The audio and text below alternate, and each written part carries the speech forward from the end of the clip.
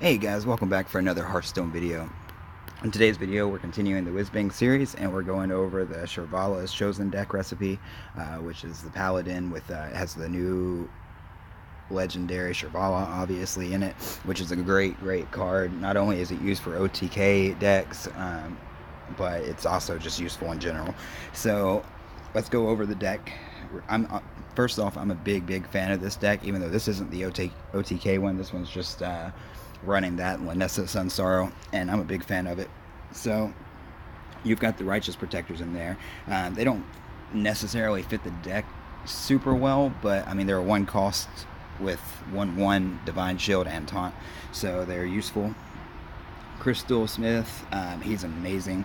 Doubles all your healing, and that's not just from himself either. That's all of your healing. So if you got a card that restores 4 health, that it's 2 costs, restore 4 health, draw a card. It becomes, restore 4 health, draw a card. It becomes restore 8 health. And since you've got the minions that once you've restored 10 health, well, you'll see in a second.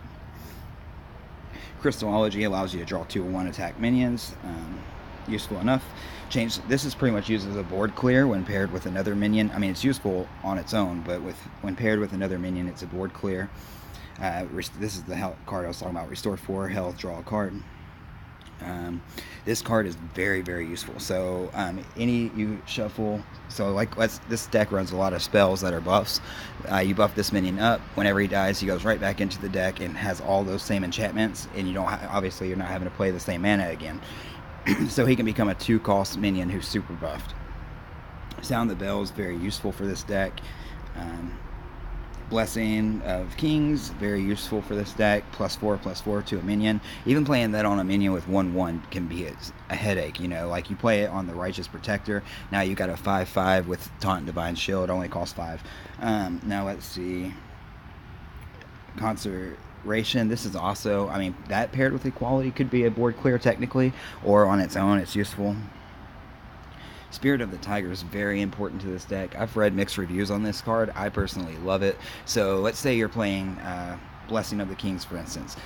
So now you're playing 4 mana to get a 4/4 Tiger, and then also getting to buff. You know, the downside to Blessing of the Kings is you're playing a 4 mana, which isn't a low cost, just to get +4/+4 onto an existing minion. So you're not really getting extra board presence.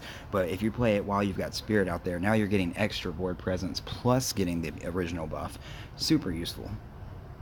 I don't know how to say this right. Probably Faraki. Battle Axe, it's useful obviously. Overkill gives +2/+2 to a minion in your hand. Spike Ridge Steed, high cost mana, but it's very useful. Gives you +2/+6 to a minion, and whenever that minion dies, it summons a Stegodon, which I believe also has 2/6 and taunt. And then paired with Spirit, you're getting a 6/6 Tiger out there. This card is one of my favorites. You get to discover a 6-cost minion, and he gets to Taunt and Divine Shield. Paired with Spirit, you get a 7/7.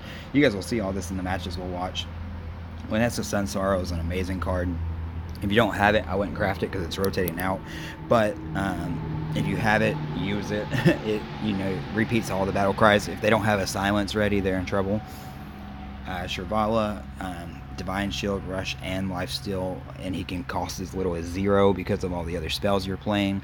And then if you cast spells on him, he can become a beast. Wild Pyromancer. So when you cast a spell, deal 1 damage to all minions. So paired with Equality, which turns every minion into 1 health, it's just a 100% board clear for 4 cost.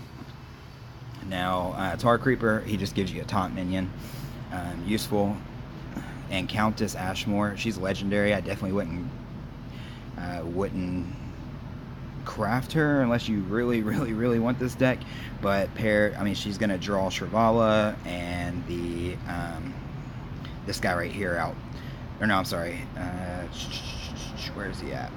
The one with double the healing. Crystal Smith. Alright, so let's jump in. I've got 2 matches. One's against a Spell Hunter, which anybody who plays this game right now knows how big a deal that is, since they are pretty much 90% of the matches you play. Alright, so this first video is about 3 weeks old because I've been waiting for... this is seriously...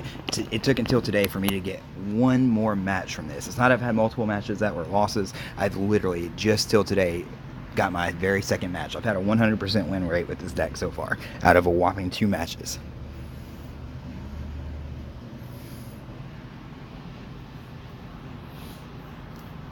So he starts out really well on curve too. I mean, he got Discover Secret on turn 1. I'm pretty sure he has a fully leveled up Spellstone on turn 5.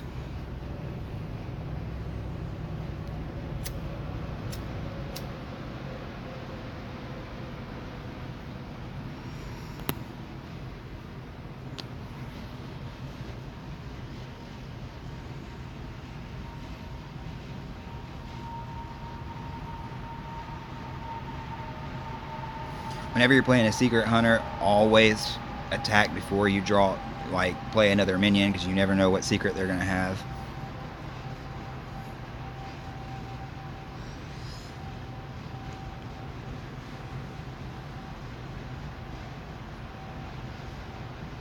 Yep, turn 4, he's already got the Spellstone leveled up and played.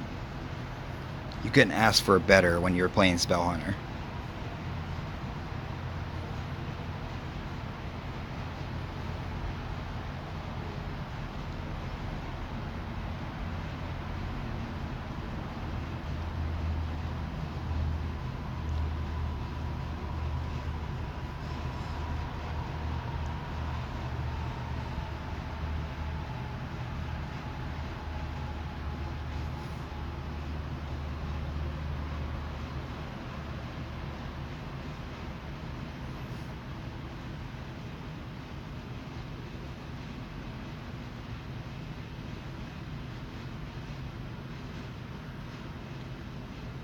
There went a board clear, just like that.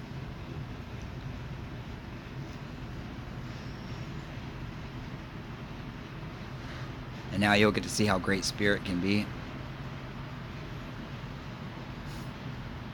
Now that 7-cost card is going to get me a 6-cost minion with Divine Shield and Taunt, as well as a 7/7 Tiger.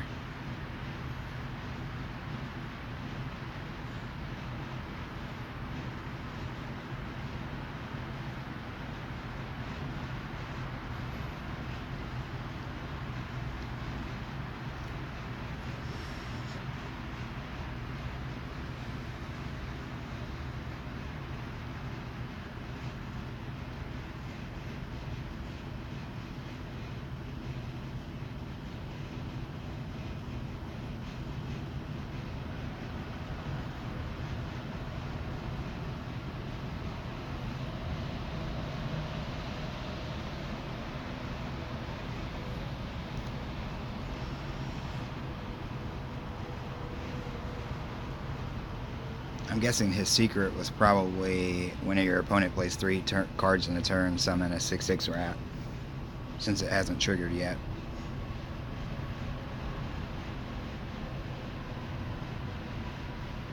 Oh no, I guess not. What was the... I guess I just hadn't attacked him in a while.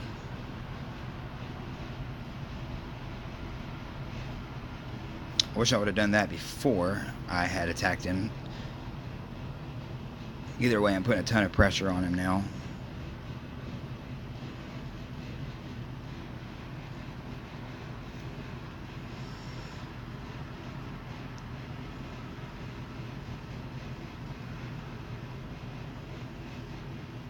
He's looking desperately because he knows he's dead.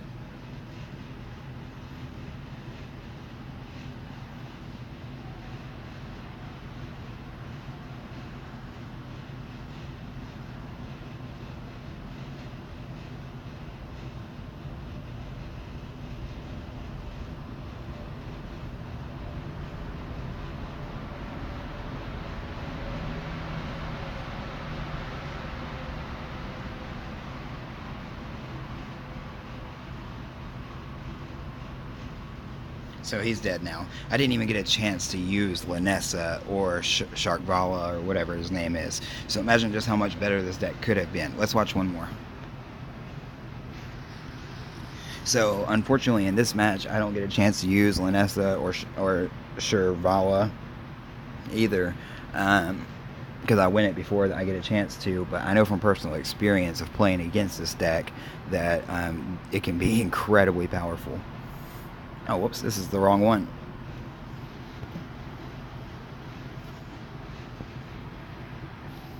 I was wrong, this is actually the right one. I forgot I had a Dragon Warrior that I just conceded before this because I'm so sick of playing that deck. And I was already at 20 anyways because of the reset.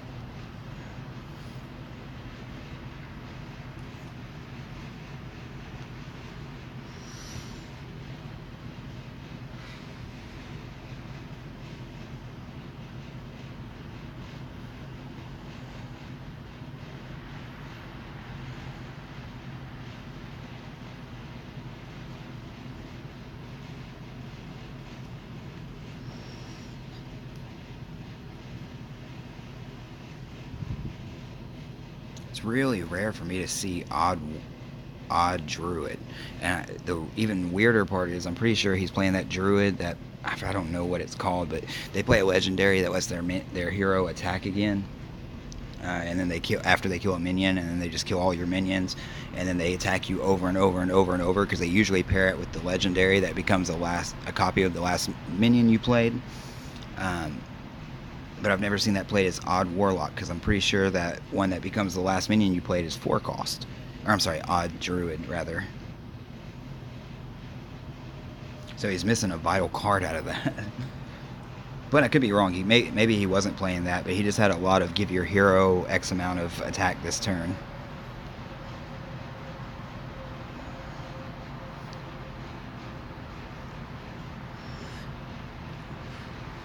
I played that a little early. It could have been a board clear, but a lot of druids don't spam out a lot of minions. So I wasn't too worried about it.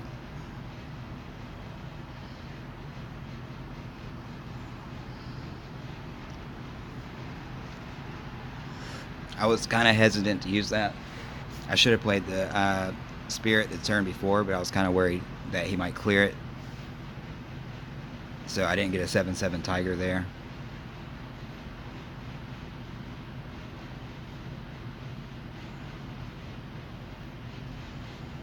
Thankfully, for some reason, he kept going face. I don't know why.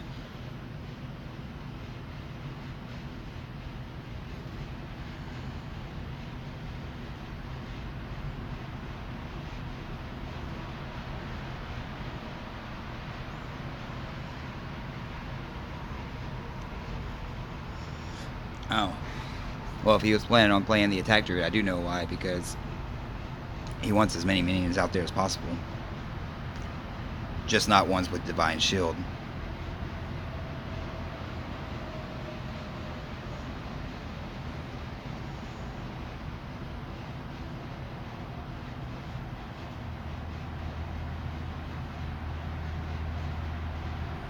Which is why anytime I put a Divine Shield minion out there, he makes sure to clear that. Because obviously you can't kill a minion with Divine Shield. Well, I guess you could if you got to attack enough, but it would take away a couple of your attack turns.